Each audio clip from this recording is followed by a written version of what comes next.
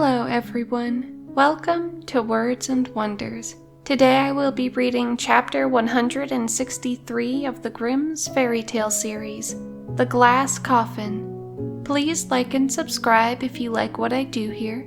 Now, let's begin. Let no one ever say that a poor tailor cannot do great things and win high honors. All that is needed is that he should go to the right smithy, and what is of most consequence that he should have good luck. A civil, adroit tailor's apprentice once went out traveling and came into a great forest, and as he did not know the way, he lost himself.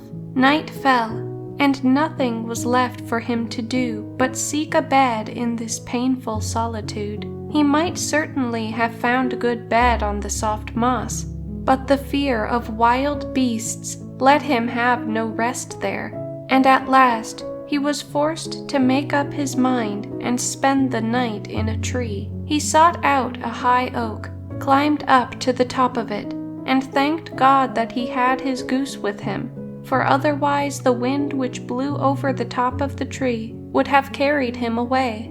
After he had spent some hours in the darkness, not without fear and trembling, he saw at a very short distance the glimmer of a light, and as he thought that a human habitation might be there, where he would be better off than on the branches of a tree, he got carefully down and went towards the light. It guided him to a small hut that was woven together of reeds and rushes. He knocked boldly, the door opened, and by the light which came forth, he saw a little hoary old man who wore a coat made of bits of colored stuff sewn together. "Who are you, and what do you want?"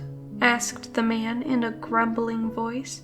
"I am a poor tailor," he answered, "whom night has surprised here in the wilderness, and I earnestly beg you to take me into your hut until morning." "Go your way," replied the old man in a surly voice. "I will have nothing to do with renegades. Seek for yourself a shelter elsewhere." After these words he was about to slip into his hut again, but the tailor held him so tightly by the corner of his coat and pleaded so piteously that the old man, who was not so ill-natured as he wished to appear, was at last softened, and took him into the hut with him, where he gave him something to eat, and then pointed out to him a very good bed in the corner. The weary tailor needed no rocking, but slept sweetly till morning, but even then would not have thought of getting up if he had not been aroused by a great noise. A violent sound of screaming and roaring forced its way through the thin walls of the hut. The tailor, full of unwonted courage, jumped up, put his clothes on in haste, and hurried out. Then, close by the hut, he saw a great black bull and a beautiful stag, which were just preparing for a violent struggle. They rushed at each other with such extreme rage that the ground shook with their trampling, and the air resounded with their cries. For a long time it was uncertain which of the two would gain the victory. At length, the stag thrust his horns into his adversary's body, whereupon the bull fell to the earth with a terrific roar, and was thoroughly dispatched by a few strokes from the stag. The tailor, who had watched the fight with astonishment, was still standing there motionless, when the stag in full career bounded up to him, and before he could escape, caught him up on his great horns. He had not much time to collect his thoughts, for it went in a swift race over stock and stone, mountain and valley, wood and meadow. He held with both hands to the tops of the horns, and resigned himself to his fate. It seemed, however, to him just as if he were flying away.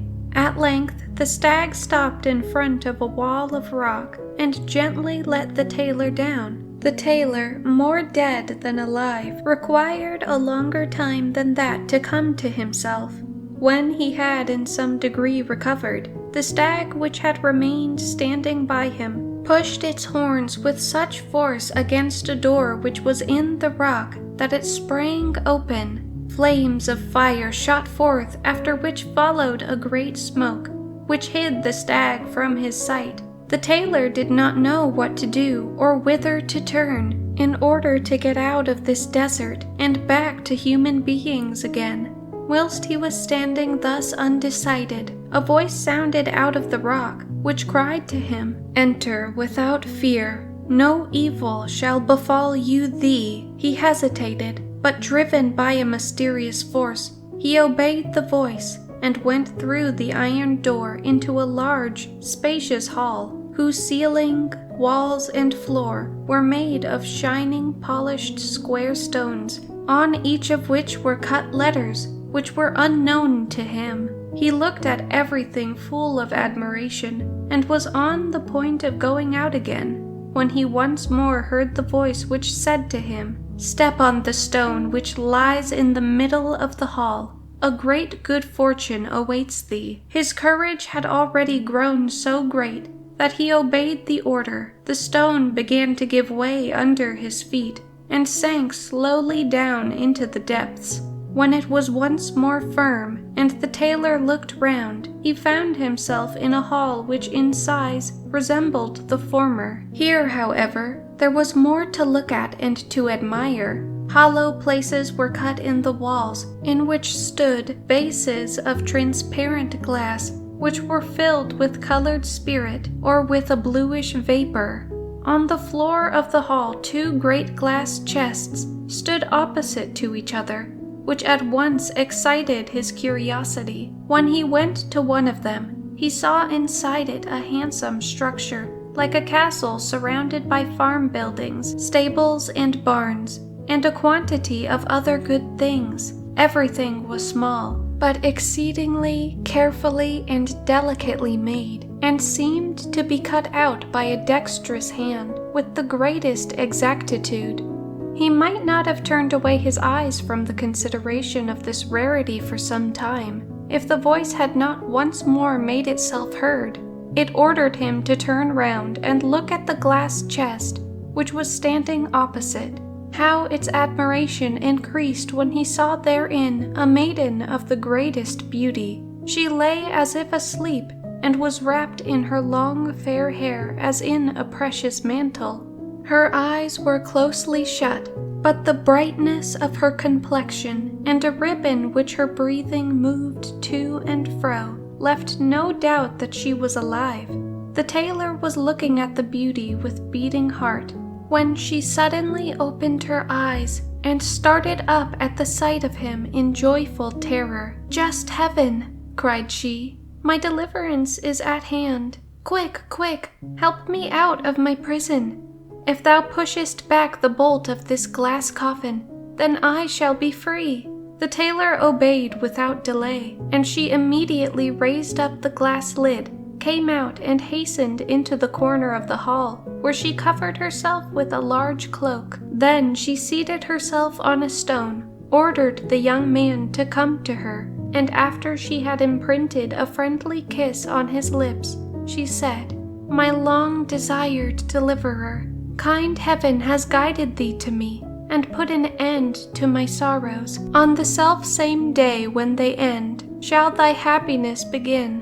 Thou art the husband chosen for me by heaven, and shalt pass thy life in unbroken joy, loved by me, and rich to overflowing in every earthly possession. Seat thyself, and listen to the story of my life. I am the daughter of a rich count. My parents died when I was still in my tender youth, and recommended me in their last will to my older brother, by whom I was brought up. We loved each other so tenderly, and were so alike in our way of thinking and our inclinations, that we both embraced the resolution never to marry, but to stay together to the end of our lives. In our house there was no lack of company. Neighbors and friends visited us often, and we showed the greatest hospitality to everyone. So it came to pass one evening that a stranger came riding to our castle, and under the pretext of not being able to get on to the next place, begged for shelter for the night. We granted his request with ready courtesy, and he entertained us in the most agreeable manner during supper, by conversation intermingled with stories. My brother liked the stranger so much that he begged him to spend a couple of days with us, to which after some hesitation he consented. We did not rise from the table until late in the night. The stranger was shown to room, and I hastened, as I was tired, to lay my limbs in my soft bed. Hardly had I slept for a short time when the sound of faint and delightful music awoke me. As I could not conceive from whence it came, I wanted to summon my waiting maid who slept in the next room. But to my astonishment, I found that speech was taken away from me by an unknown force. I felt as if a mountain were weighing down my breast, and was unable to make the very slightest sound.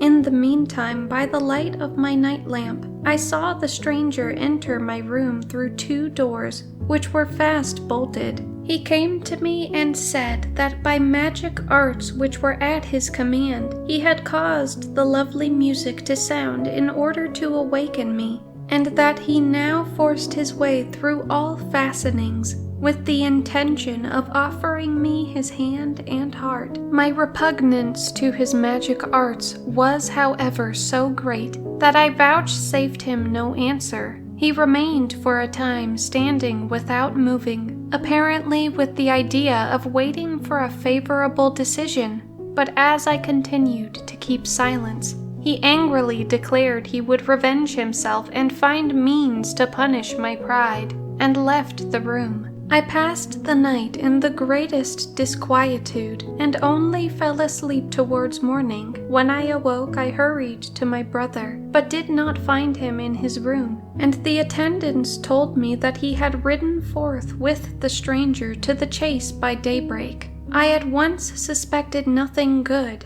I dressed myself quickly, ordered my palfrey to be saddled, and accompanied only by one servant, rode full gallop to the forest. The servant fell with his horse, and could not follow me, for the horse had broken its foot. I pursued my way without halting, and in a few minutes I saw the stranger coming towards me with a beautiful stag, which he led by a cord. I asked him where he had left my brother, and how he had come by this stag, out of whose great eyes I saw tears flowing.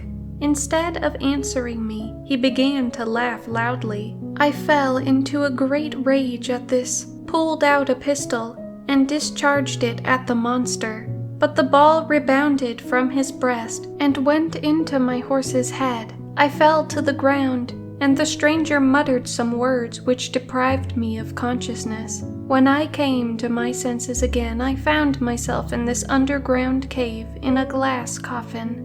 The magician appeared once again, and said he had changed my brother into a stag. My castle, with all that belonged to it, diminished in size by his arts, he had shut up in the other glass chest, and my people, who were all turned into smoke, he had confined in glass bottles. He told me that if I would now comply with his wish, it was an easy thing for him to put everything back in its former state, as he had nothing to do but open the vessels, and everything would return once more to its natural form. I answered him as little as I had done the first time. He vanished and left me in my prison, in which a deep sleep came on me. Amongst the visions which passed before my eyes, that was the most comforting in which a young man came and set me free. And when I opened my eyes today, I saw thee, and beheld my dream fulfilled. Help me to accomplish the other things which happened in those visions. The first is that we lift the glass chest in which my castle is enclosed on to that broad stone. As soon as the stone was laden, it began to rise up on high with the maiden and the young man, and mounted through the opening of the ceiling into the upper hall, from whence they then could easily reach the open air. Here the maiden opened the lid, and it was marvelous to behold how the castle, the houses, and the farm buildings which were enclosed stretched themselves out and grew to their natural size with the greatest rapidity. After this, the maiden and the tailor returned to the cave beneath the earth, and had the vessels which were filled with smoke carried up by the stone. The maiden had scarcely opened the bottles when the blue smoke rushed out and changed itself into living men, in whom she recognized her servants and her people. Her joy was still more increased when her brother, who had killed the magician in the form of the bull, came out of the forest towards them in his human form. And on the selfsame day, the maiden, in accordance with her promise, gave her hand at the altar to the lucky tailor. Thank you guys for watching, and if you would like to hear more stories like this, feel free to like, subscribe, and comment down below. Bye bye.